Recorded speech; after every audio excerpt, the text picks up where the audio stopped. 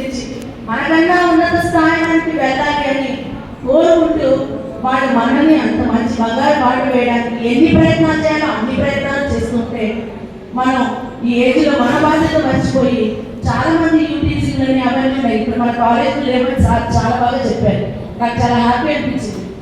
అలాగే మాదక ద్రవ్యాలు ఉన్నారు. మాదక ద్రవ్యాలని ఈ మధ్య కాలంలో ఎక్కువగా వినిపిస్తున్న మాట. దానివల్ల మన జీవితం బంగారు లాంటి జీవితాన్ని మన చేతులారా మనం నాశనం చేసుకుంటున్నాం.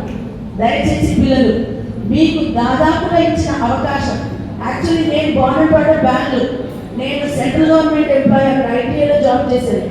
ఓన్లీ మ్యారేజ్ అవ్వడం వల్ల ఇక్కడ రావాలి. నేను వచ్చినప్పుడు నాకు తెలుగు రాదు. నేను ఇక్కడికి వచ్చిన తర్వాతనే మంచి తెలుగు అనేది, అంటే ఇది కూడా ఎలా ఉందో నాకు తెలియదు, మీరు ఎలా ఎంజాయ్ చేస్తున్నారో. ఈ తెలుగుని నేను ఇక్కడ నేర్చుకున్నాను.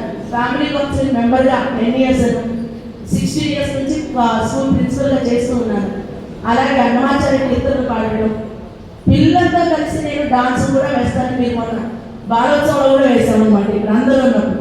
సో మేము మీలాగే మారుతాం, మీతో ఉన్నప్పుడు మీలాగే ఉంటాం. ఇందాక భరతనాట్యం వేశాడు అఖిల్ అన్న అబ్బాయి, ఇంకొక అబ్బాయి బ్రేక్ డాన్స్ చేశాడు, చాలా అంటే చాలా బాగా వేశారు. ఎంత హ్యాపీ అనిపించిందంటే ప్రతి ఒక్కరిని మనం ఉత్సాహంగా చేయాలి. మీరు ఆ ఉత్సాహం కనిపించింది. అలాగే మనకి లేని దానికోసం మనం పాకులాంటే కాదు, మనకి ఉన్న దాంట్లో ఉన్నతంగా తీసుకెళ్ళొచ్చు. ఎగ్జాంపుల్ చెప్తారు, రిక్షా పుల్లర్స్ పిల్లలు ఎంతమంది ఈరోజు ఐఏఎస్ అవ్వలేదు? రామ్ భజన్ వాళ్ళందరూ మీ పేరు వినే ఉంటుంటారు. అలాగే ఫిజికలీ హ్యాండిక్యాప్డ్ ఉన్న మన బాలలత గారి గురించి మీరు వినే ఉన్నారా? మొన్న మధ్య నష్టపడి కూడా వచ్చినట్టున్నారు. ఆ మేడం గారికి ఫిజికలీ ఛాలెంజ్ అయినా వాళ్ళు సాధించలేదా? అందరూ సాధించగలరు, ప్రతి ఒక్కరికి ఉంటుంది. కాకపోతే మనకు ఉండాల్సిన ఏకైక గుణం ఏంటంటే సంకల్పం. సంకల్పం ఒక్కటుంటే చాలు, దారి అవే వేసుకుంటూ వెళ్తాయి.